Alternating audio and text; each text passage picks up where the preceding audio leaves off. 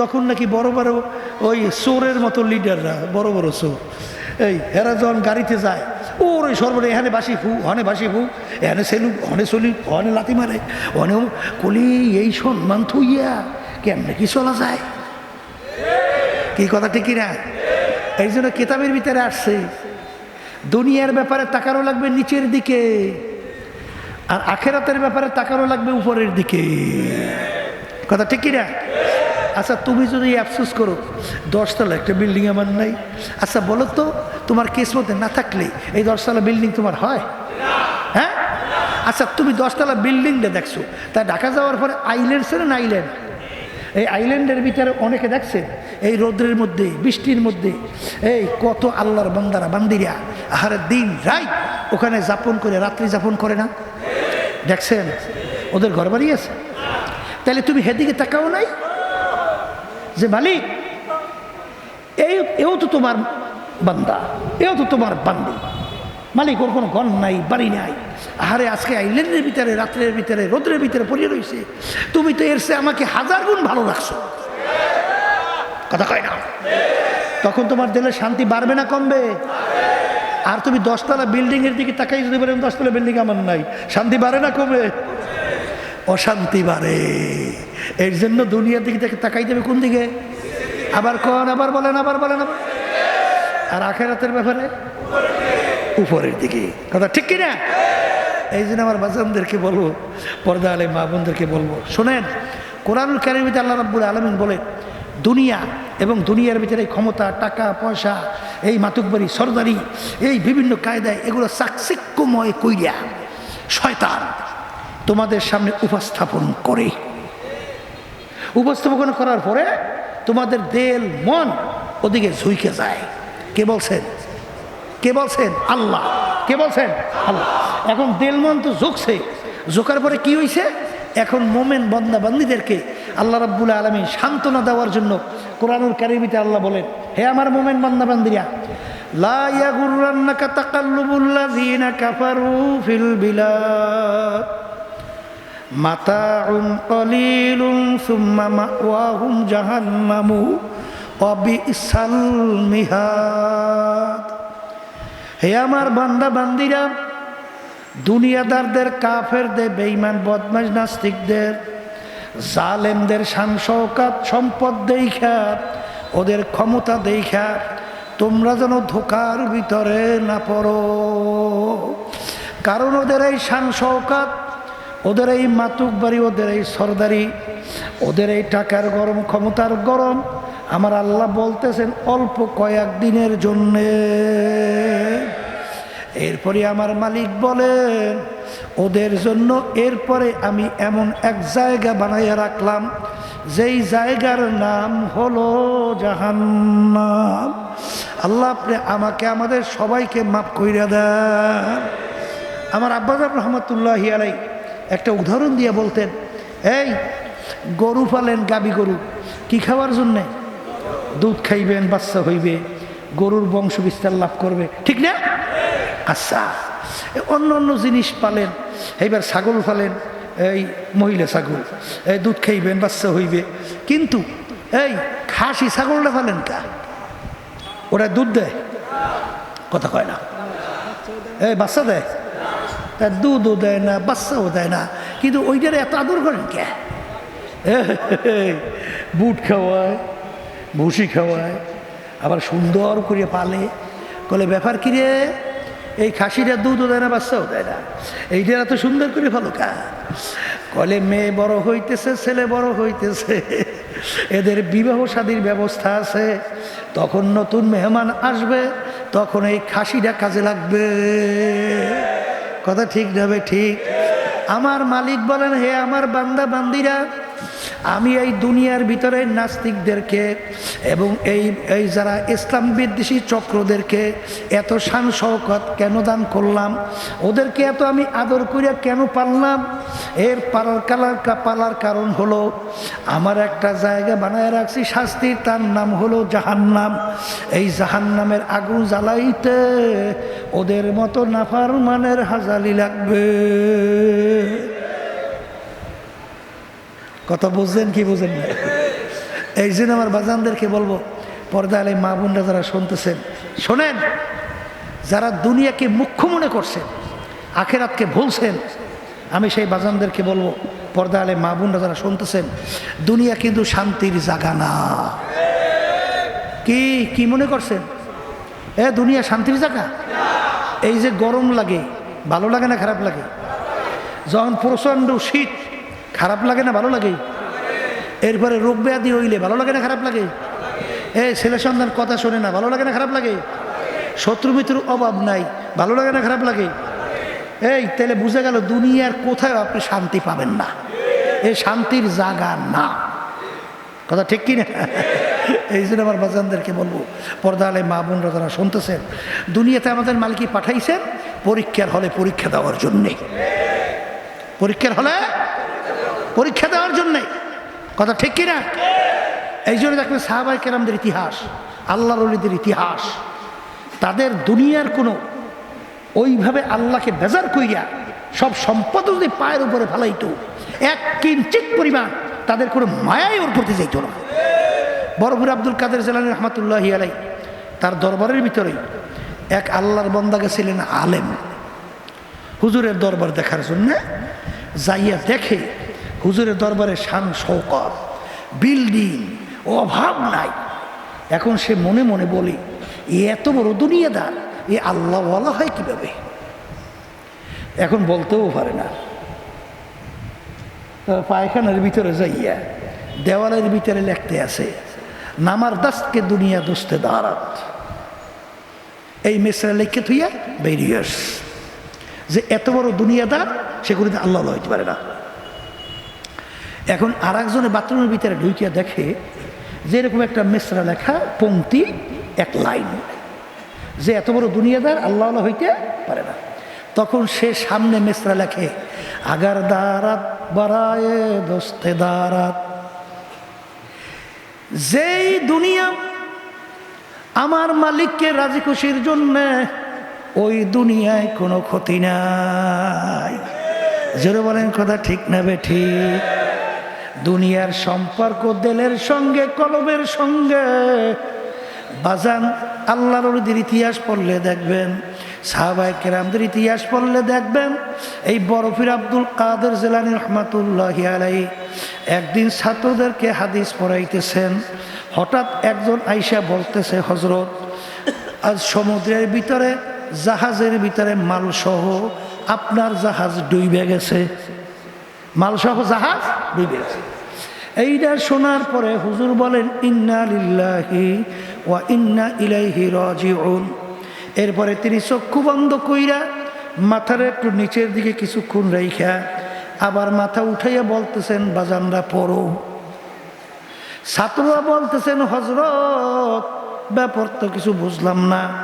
আপনি যখন শুনলেন জাহাজ মাল সহ সমুদ্রে ডুবে গেল, তখন আপনি বলেন ইন্না লিল্লাহ, এরপরে আপনি মাথা একটু নিচের দিকে রাইখা তারপর বলেন, উঠাই বাবা পড়ো, ব্যাপার কি? বলে, আমি যখন শুনলাম আমার জাহাজ মালসহ সমুদ্রে ডুবে গেল, তখন সুন্নাত হিসাবে আমি বলছি ইন্না লিল্লাহি ওয়া ইন্না ইলাইহি রাজিউন। এরপরে আমি মাথাটা চক্ষু বন্ধ কইরা নিচের দিকে নামাই আমার দিলের দিকে তাকাইয়াছিলাম, যে এর কারণে আমার দিলের ভিতরে কোনো পেরেশানি তৈরি হয়েছে কিনা। কিন্তু আল্লাহর খাস মেহেরবানিতে আমার দিলে কোনো পেরেশানি আসে নাই। তাহলে সম্পর্ক কি সঙ্গে? দিলের সঙ্গে। বলেন বলেন কি সঙ্গে? আবার জোরে বলেন। এই জন্য আমার বাজানদেরকে বলবো, পর্দা আলে মা বোনদেরকে বলবো, সাহাবায়ে কেরামদের ইতিহাস পড়লে দেখবেন, অনেক সাহাবায়ে কেরাম অনেক বড় ধনী ছিল, আবার অনেক সাহাবায়ে কেরাম গরিবও ছিল। ওসমান গনি রাদিয়াল্লাহু তাআলা আনহু, বাজান, তার উপাধি হলো ধনী ওসমান। তার এত সম্পদ ছিল, কিন্তু দিলের ভিতরে সম্পদের মায়া কেমন। একজনে এমন মাল নিয়ে আসলো, ওসমান গনি রাদিয়াল্লাহু তাআলা আনহুর ব্যবসার মালের বহর, 1 টাকার মাল 10 টাকা দাম, না 4 টাকা, 1 টাকা 4 টাকা। তখন তিনি বলেন, এর চেয়েও বড় একটা সুসংবাদ আমার আছে। সেইটা কি? বলে 1 টাকায় 10 টাকা। 1 টাকায় এই কথা বইরা সমস্ত মালের বহর সব আল্লাহর রাস্তায় দান কইরা দিল। সম্পর্ক কিসের সঙ্গে? বলেন কি সঙ্গে? আবার বলেন কি সঙ্গে? দিনের একজন খয়রাতি রাস্তার ভিতরে ভিক্ষা করে, সে ভিক্ষুক হইয়াও কিন্তু দুনিয়াদার হইতে পারে। আর একজন রাজসিংহাসন বাদশা, সে রাজসিংহাসনে বৈশাও আল্লাহওয়ালা হইতে পারে। জোরে বলেন কথা ঠিক না বে ঠিক?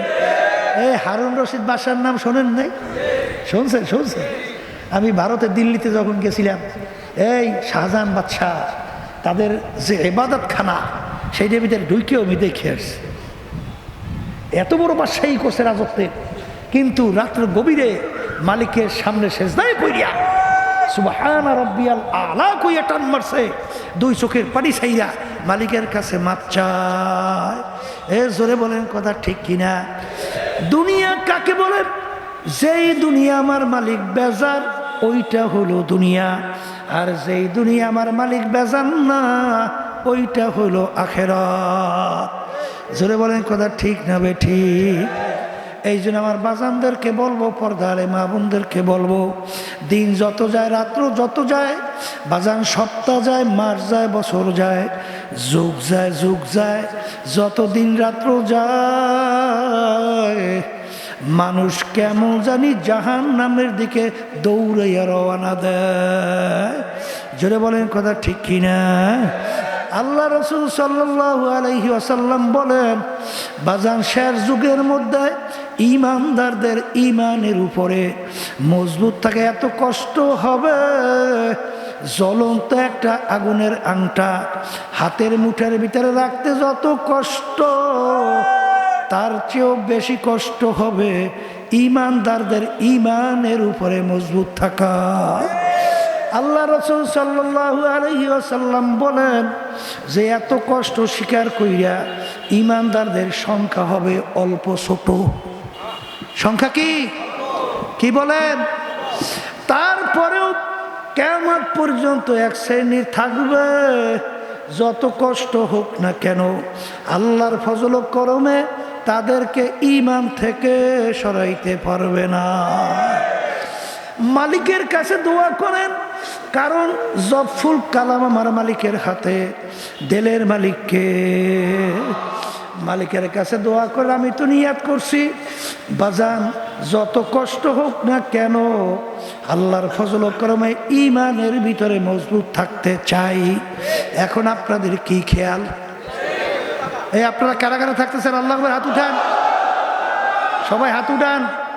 আল্লাহ আপনি দয়া মায়া করে কবুল করে নেন। আল্লাহুম্মা আমিন বলে হাত নামান।